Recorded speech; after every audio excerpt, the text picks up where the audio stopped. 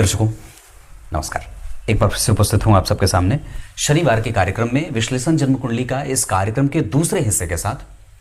सुबह जिन लोगों ने कार्यक्रम देखा था उन्हें बात बहुत अच्छे से समझ में आ गई होगी कि लग्न कुंडली में उच्च के गुरु का प्रभाव कैसा होता है, दशम स्थान में दिग्बली सूर्य उच्च के कैसे होते हैं, जिसमें मैंने बात कही थी कि अगर जिस किसी भी जातक की कुंडली में ये दोनों ग्रह केंद्र में हों वो निश्चित रूप से बहुत ही ज़्यादा अच्छे विचारों वाला होता है, ज्ञानी होता है और लोगों को स्पेस देने वाला होता है, जगह दे करके उसकी बात समझने वाला बहुत ही ज़्यादा दिव्य और उच्च कोटि का महात्मा पुरुष होता है। वो कभी भी किसी के अंडर में नौकरी ना करे, अगर वो करना चाहे तो अपने खुद का व्यापार भी स्थापित कर सकता है।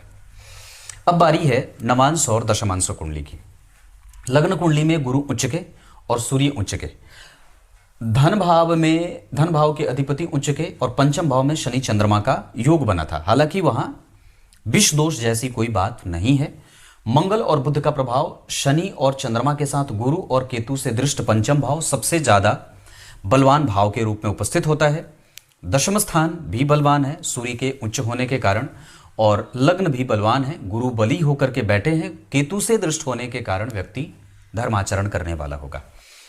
धन भाव के अधिपति सूर्य दशम स्थान में दिग्बली और उच्च के गुरु से केंद्र में और लग्न से केंद्र में बैठे हैं।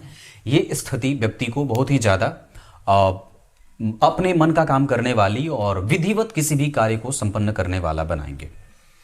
नवमांश कुंडली भी कर्क लग्न की ही बनी है और ये स्थिति में जहां सूर्य यहां उच्च के हुए थे यहां नीच के हैं। अब आपको एक बड़ी अच्छी बात बताता हूं जो सिद्धांत है।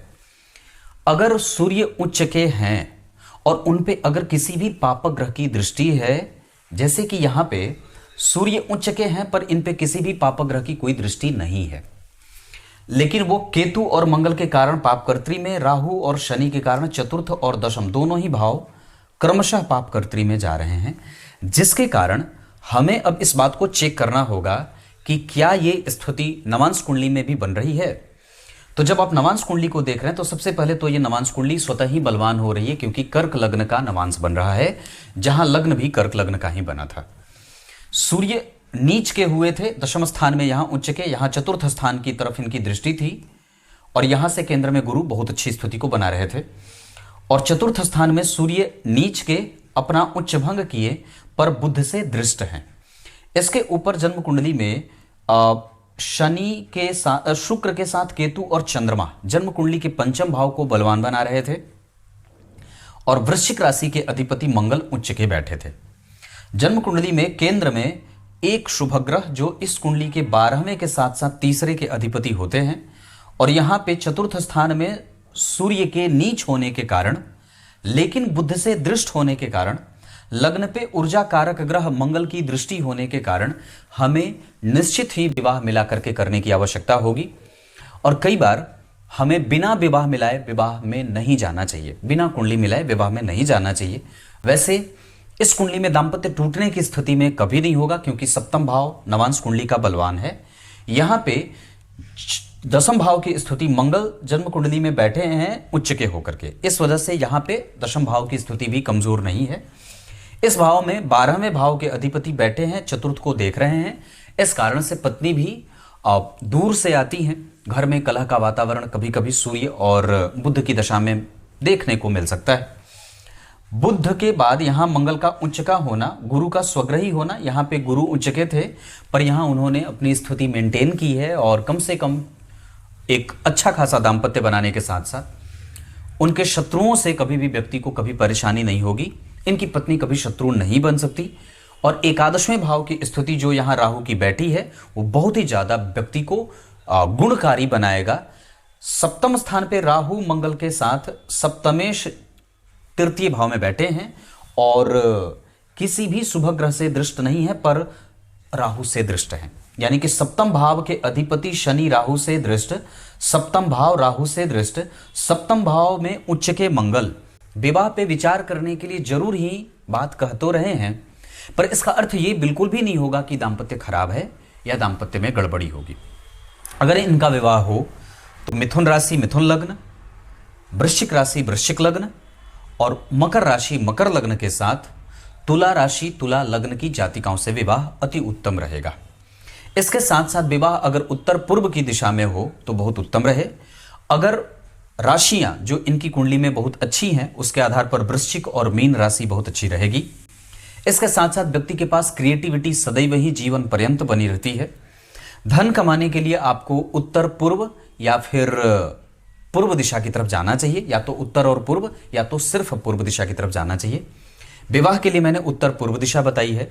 इसके आधार पे जो चतुर्थ भाव में नीच के सूर्य बैठे हैं, इस कारण से हमें घर के पर्यावरण को ठीक रखने की कोशिश सदैव ही करती रहनी है। गुरु की दृष्टि यहां, गुरु की दृष्टि 12वें और गुरु की दृष्टि द्वितीय भाव पे, और द्वितीय जन्म कुंडली में चतुर्थ में। सास ससुर का सुख इस कुंडली में बहुत अच्छा रहेगा। सास के साथ और संबंध ससुर के साथ भी बहुत अच्छे रहेंगे। ससुराल इस कुंडली के आधार पर धार्मिक होगा और निश्चित रूप से वो धनवान भी होगा। एक बात और कह दूं तो सूर्य और मंगल जैसे दो केंद्र में ग्रह जो ऊर्जा कारक होते हैं केंद्र में बैठे हैं, इस वजह से पत्नी एनर्जेटिक होंगी, थोड़ी कभी कभी हठ करने वाली, जिद करने वाली और अपनी बात को मनवाने वाली होंगी। उच्च के मंगल के कारण सप्तम भाव में उच्चस्थ मंगल जब होंगे तो नवमांश कुंडली में भी मंगल दोष लगेगा, लेकिन खराब नहीं होगा। यहां पे मंगल का प्रभाव जो है वो जन्म कुंडली में एकादशवें भाव से और चंद्रमा से 7वें होने के कारण लग्न कुंडली चंद्र कुंडली से मंगलिक होगी, और नवांश कुंडली के सप्तम भाव में उच्च के मंगल दोषों से युक्त होने के बावजूद भी कमजोर परिणाम कभी भी नहीं करेंगे। हाँ, निश्चित रूप से पत्नी थोड़ी जिद्दी आ सकती हैं और फुर्तीली आएंगी क्योंकि मंगल है। और उसके बाद वहां पे सप्तम भाव में उच्च के मंगल बैठे हैं, बुध का प्रभाव सूर्य को देख रहा है, सूर्य का प्रभाव बुध से प्रभावित है और मंगल उच्च के हो रहे हैं। इस वजह से दाम्पत्य कमजोर नहीं होगा, उसमें दम इतना रहेगा कि वो दाम्पत्य को अच्छे तरीके से डील कर सके। नवांश कुंडली के तीसरे भाव में पापग्रह शनि कई बार विवाह को कमजोर करने की पूरी कोशिश करेंगे, क्योंकि उस पर राहु का प्रभाव है और लग्न पे मंगल का प्रभाव है। इस कारण से हमें थोड़ी बहुत सहूलियत का ध्यान रखना चाहिए। दशमांशा कुंडली में जो बात मैं समझ रहा हूं उसके आधार पे लग्नेश जन्म कुंडली में मंगल उच्च के, शुक्र स्वग्रही तो नहीं है पर मित्रवत होकर के बैठे हैं। हालांकि चंद्रमा और शुक्र का जो संबंध बैठा है वो यहां के लिए बहुत अच्छा बैठा है, जिससे पत्नी बहुत सुंदर और सुशिक्षित आती है। यहां पे शुक्र का चतुर्थ भाव में बैठना और राहु का तुला राशि में बैठना, मंगल का उच्च का होना लग्नेश होकर के, धन भाव में बुध का पराक्रमेश होकर के बैठना और गुरु के साथ शनि का बैठना, सूर्य का अष्टम भाव में जाना पंचमेश होकर के, ये हमें इस बात को निर्धारित करने की कोशिश में है ग्रह कि हमें अपने आप को, अपने मन को बिल्कुल ही शांत रखना है, पॉजिटिव अप्रोच के साथ आगे बढ़ना है, किसी भी प्रकार से कलह से युक्त वातावरण तैयार नहीं करना है। जितना ज़्यादा हो सके यहाँ पे शुक्र का प्रभाव बहुत अच्छा बैठा है, राहु तुला के बैठे हैं। अगर व्यक्ति बाद में चाहे तो अपने नाम पे कोई व्यापार स्थापित कर सकता है। वैसे व्यक्ति के कारोबार में निश्चित रूप से उसका मन दिव्यता को प्राप्त करने वाला होगा। गुरु के साथ शनि का बैठना व्यक्ति को पदस्थ अधिकारी बनाएगा, नौकरी पेशा में सफल और साथ ही साथ व्यक्ति के जीवन को उत्तरोत्तर वृद्धि देने वाला होगा। इस कुंडली में दशाओं के आधार पर होरा कुंडली की अगर चर्चा करूंगा तो सूर्य मंगल की स्थिति दशाओं में कमजोर न हो, इस वजह से हमें बजरंगबली के हनुमान चालीसा का पाठ आज करना चाहिए सदैव ही। शनि और बुध के साथ जो दशाएं बीतेंगी वो इस कुंडली के लिए शनि मार्केश होते हैं, सप्तम भाव पे देख रहे हैं, अष्टमेश होकर के पंचम भाव में चंद्रमा लग्नेश के साथ बैठे हैं। इस वजह से व्यक्ति का रिसर्च अच्छा होगा। यहाँ पे अष्टमेश का जन्म कुंडली में तृतीय भाव में उच्चाभिलाषी होना व्यक्ति को मेहनत करने के लिए विवश करता है। पत्नी भी नौकरी करने के लिए कोशिश करती हैं। हो सकता है कि नौकरी पेशा करने वाली जातिका से विवाह हो, पर उनको भी आरंभ में दिक्कत हो सकती है। पंचम भाव में शुक्र और चंद्रमा का बैठना, राहु से दृष्ट होना, ये व्यक्ति अपनी पत्नी के ऊपर खर्च करेगा और निश्चित रूप से पत्नी टेक्निकली बहुत ही स्ट्रांग होती है। यहां पे जो स्थिति बन रही है और जो लग्न कुंडली और होरा कुंडली की बात कर रहा हूं उसके आधार पे हमें गुरु की दशा में बहुत उत्तरोत्तर फल की प्राप्ति होगी, बहुत बढ़िया। राहु केतु चंद्रमा और शुक्र की दशा को हमें ठीक रखने के लिए दुर्गा सप्तशती का पाठ अवश्य ही ब्राह्मणों से करवाना चाहिए। इसके साथ साथ अगर हो सके तो सप्तश्लोकी दुर्गा का पाठ करना चाहिए। इस कुंडली के लिए शुक्र लाभेश और चतुर्थेश होते हैं, हमें उनको ठीक रखने के लिए देवी मैया का दर्शन करना चाहिए। अगर हो सके तो मंदिर में कुछ दान अवश्य करना चाहिए। गाय की सेवा निश्चित रूप से करते रहें। इसके साथ साथ इस कुंडली में दशाओं में बुध की दशा बहुत अच्छी जाएगी, शनि की दशा बहुत अच्छी जाएगी, कमजोर होने के बावजूद, क्योंकि सप्तमेश सप्तम को देख रहा है, पंचमेश पंचम को, पंचम भाव पे गुरु की दृष्टि है। इस वजह से व्यक्ति क्रिएटिव होता है और बहुत ही कन्विंसिंग कैपेसिटी से युक्त भी होता है। इतने सारी चीजें बताने के बाद मैं चतुर्थांशा कुंडली अगर देख रहा हूं तो वहां पे हमें अपने दिनचर्या पे ध्यान रखने की आवश्यकता होगी। अपना मनोबल कमजोर ना हो, इस पे ध्यान रखना होगा। मेरा मन कैसे शांत रहे, हमें इस पे फोकस करना होगा। सूर्य को अर्घ और नियमित दिनचर्या का पालन, मांसाहार का त्याग और अपने पूर्वजों के प्रति निष्ठा का भाव रखना चाहिए। लक्ष्मी संपन्नता का योग चतुर्थांशा कुंडली में लगा हुआ है और आयु बहुत अच्छी बनी है। इसके साथ साथ माता और पिता में से पिता का पक्ष इस कुंडली के लिए बहुत ज्यादा बलवान है। माता का पक्ष भी ठीक है और पिता का पक्ष भी ठीक है। पिता लक्ष्मीवान है और इस जातक के लिए अगर मैं कहूं तो ये व्यक्ति भी अपने पिता माता से थोड़ा भले बड़े दूर रहे, पर फिर भी निश्चित रूप से उसमें कोई परेशानी नहीं है। कभी कभी इनको प्रेम लोगों से कम मिलेगा, जिससे बहुत ज़्यादा घबराने की बात नहीं है। पर पिता और माता दोनों का सुख अच्छा है और यकीनन ये बात कही जा सकती है कि व्यक्ति को उसके किए गए कृत्य का प्रतिफल भी अवश्य मिलेगा। मंगल की दशा, बुध की दशा, शुक्र की दशा, गुरु की दशा, शनि की दशा निश्चित रूप से अच्छे परिणाम देने वाली होगी। इसके अतिरिक्त अगर मैं कह दूं तो हमें बुध की दशा भी बहुत अच्छी दिख रही है। एक बात और कहता हूं, इस कुंडली के लिए संतान का सुख बहुत बढ़िया है। संतान से संबंधित कोई समस्या नहीं होगी और संतति भी इन्हीं के क्षेत्र से काम करने वाली होगी, इनके यश को वृद्धि देने वाली होंगी। एक बात और बता दूं, वाहन वगैरह का सुख इस कुंडली के लिए बहुत अच्छा है, इसमें कोई परेशानी नहीं है, क्योंकि D16 चार्ट में गुरु, बुध और शुक्र जैसे ग्रहों का प्रभाव अच्छा देख रहा हूं। एक्सीडेंट वगैरह के योग इस कुंडली में जरूर होंगे। राहु, मंगल और केतु की दशाओं में हमें सावधान रहना चाहिए, शनि, मंगल, राहु, केतु की दशा में विशेषतया, और एडवेंचर से बचना चाहिए। जितना ज़्यादा हो सके किसी पे विश्वास करने का मन बहुत जल्दी नहीं बनाना चाहिए। अपने आप को बिल्कुल ही अपनी माता से जोड़ करके रखें, उनके साथ संबंध खराब ना हो। और पिता अगर सैद्धांतिक हैं तो हमें उसका पालन उनके सिद्धांतों का करना चाहिए। इसके आधार पे अगर मैं बात और भी कह दूं तो अब होरा कुंडली की बात करूंगा। तो मैंने कर दी होरा कुंडली पे चर्चा, तो अष्टक वर्ग की चर्चा कर दूं, जिससे मुझे ये पता चलेगा कि व्यक्ति को कितने अंक मिल रहे हैं विभिन्न भावों को। हमें अपने व्यक्तित्व पे काम करने की आवश्यकता है। अभी और भी उसे गहरा बनाइए और भी ज्यादा उसे शेप देने की आवश्यकता होगी। आपको जीवन भर धन बचाने की कोशिश करनी होगी। आप पराक्रमी हैं, ये बहुत अच्छी बात है।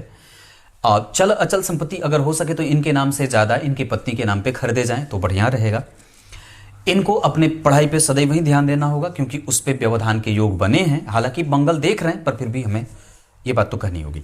इसके साथ साथ आपको अपने इम्यून सिस्टम को ठीक रखना चाहिए। ऐसी चीजें जो आपके स्वास्थ्य को कमजोर ना करे, वैसा कुछ भी खाना नहीं चाहिए और कुछ भी ऐसा नहीं करना चाहिए जिससे आपकी प्रतियोगिता आपके स्वास्थ्य को लेकर के बढ़े। इसके साथ साथ आपकी दिनचर्या बिल्कुल ठीक है और आप व्यापार बिल्कुल कर सकते हैं, पर आरंभ में आपको नौकरी ही करनी चाहिए। आपकी आयु, आपका रिसर्च बहुत अच्छा है, आपका ज्ञान पक्ष अच्छा है, आपकी जो प्रैक्टिकल स्थिति है वो बहुत बढ़िया बनी है, आपका डीप थॉट बहुत अच्छा बना है। इन सब मामलों में ये कुंडली बहुत बेहतर बनी है। इसके साथ साथ आपका संबंध आपके पूर्वजों के साथ बहुत अच्छा रहेगा। आपके पिता का सुख आपको बहुत ही ज़्यादा लाभान्वित करेगा और करियर में निश्चित रूप से व्यक्ति आगे जाएगा और निश्चित रूप से आगे जाएगा। लाभ के योग और दशम भाव के योग बहुत अच्छे बने हैं। कुंडली के कुल योगों में से जो स्थिति मैं देख रहा हूं उसके आधार पर कुंडली कमजोर नहीं है। आप विदेश जाने से ज्यादा बढ़िया रहेगा कि आप अपने घर पे रहें, कहीं पे भी जाने की कोई आवश्यकता नहीं होगी। ये कुंडली आपको घर पे भी धन दे सकती है, अपने जन्मस्थान पे रह करके भी आप धन कमा सकते हैं। जन्मस्थान से बहुत दूर जाने की कोई आवश्यकता नहीं है। ये कुंडली गुरु के मामले में, ये कुंडली गुरु से शनि के दृष्ट होने के मामले में, शनि मंगल के प्रभाव के मामले में बहुत अच्छी बनी है। इस वजह से मैं ये समझता हूं कि व्यक्ति प्रैक्टिकलिज्म के साथ आगे बढ़ेगा और निश्चित रूप से भाग्यशाली होने के साथ साथ सभी धर्मों का समान रूप से आदर करने वाला भी होता है। इतनी सारी चीजें इस कुंडली के लिए। अंक सदैव ही 7 बहुत अच्छा रहे और 5 बहुत अच्छा रहे। दिशा मैंने बताया उत्तर पूर्व और पूर्व दिशा। इसके साथ साथ अगर नक्षत्रों की बात करूंगा तो नक्षत्रों में जो स्थिति इनकी कुंडली में नक्षत्र के मामले में अच्छी रहेगी वो है पुनर्वसु, बहुत अच्छा रहेगा। हस्त बहुत अच्छा है। अनुराधा बहुत अच्छा रहेगा। भरणी, रोहिणी और स्वाति, ये नक्षत्र किसी भी काम को करने के लिए अच्छे रहेंगे। धन कमाने के लिए आपको अगर जाना चाहते हैं तो उत्तर पूर्व दिशा में जाइए, ये मैंने पहले भी बात करी है। और विवाह के लिए बात की। अभी आपकी कुंडली में बुध में शनि आएंगे 2030 में, उसी समय आप एक लाजवर धारण कर लीजिएगा। इस कुंडली के लिए गुरु का रत्न पुखराज सबसे ज्यादा अल्टीमेटली बहुत अच्छा है। आप गुरु का रत्न पुखराज कभी भी धारण कर सकते हैं। वैसे अगर व्यक्ति की बुद्धिमत्ता पे बात करूं तो बहुत ज़्यादा बेहतर है, उसको खराब करने की कोई आवश्यकता नहीं है। डिग्री के मामले में बुध, डिग्री के मामले में सूर्य, डिग्री के मामले में मंगल थोड़े कमजोर हैं, पर बुध और सूर्य बहुत अच्छे हैं। चंद्रमा बहुत अच्छे हैं, शनि बहुत अच्छे बन रहे हैं डिग्री से, केतु राहु बहुत बढ़िया है, और गुरु का तो कहना ही नहीं है। इसका अर्थ है कि हमें हनुमान चालीसा का पाठ, नित्य प्रतिदिन बजरंगबली के मंदिर का और देवी मैया के मंदिर का दर्शन, वृश्चिक और मीन वालों से मित्रता, और धनु सिंह और मेष वालों से कभी भी शत्रुता ना करें। ये इतनी सारी चीजें इस कुंडली के लिए दिन रविवार का और सोमवार का बहुत अच्छा है। वैसे इस कुंडली के लिए बुधवार सबसे ज्यादा भाग्यशाली होगा। ये इतनी सारी चीजें हैं, और भी बातें तो मैंने बता दी। फिर भी आपको मैं बता दूं, आने वाले समय के लिए आपको केतु की दशा में अगर कोई भी नौकरी मिल जाए उसे पकड़ लीजिएगा और अनुभव प्राप्त करिएगा। एक बात और बता दूं, आपकी कुंडली के आधार पे शुक्र की दशा जो आने वाली होगी वो आपको कई बार थोड़ी बहुत यात्रा करवाएंगे, लेकिन आप अपना व्यय शुक्र की दशा में ठीक रखने की कोशिश पूरी करिएगा। गुरु और शुक्र एक दूसरे से द्विद्वादश में है, ये थोड़ा व्ययशील बनाता है।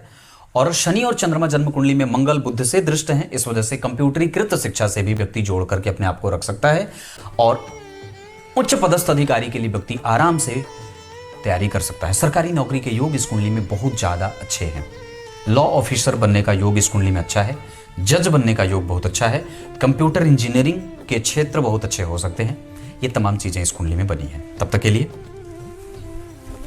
बहुत बहुत नमस्कार।